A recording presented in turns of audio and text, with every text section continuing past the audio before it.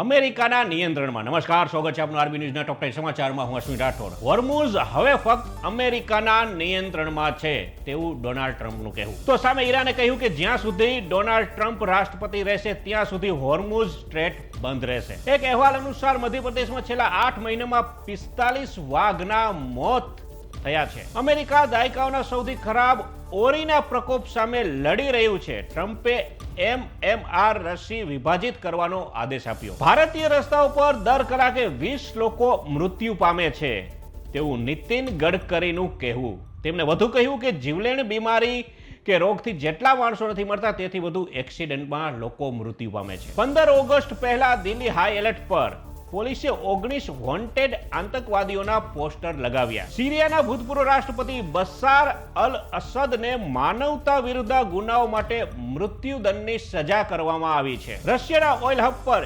યુક્રેનના હુમલામાં 13 લોકોના મોત થયા છે. કોંગોમાં ઇબોલાનો કહેર જારી. મૃત્યુઆંક 2000 પાર. અત્યાર સુધીનો સૌથી ઝડપથી ફેલાતો રોગચાળો જાહેર કરવામાં આવ્યો. પશ્ચિમ કોલંબિયામાં આવેલા ભૂકંપમાં 132 લોકોના મોતના સમાચાર સામે આવ્યા છે. તો આ તારના ટોપ 10 ન્યૂઝ અને હું હતો આપની સાથે અશ્વિન રાઠોડ.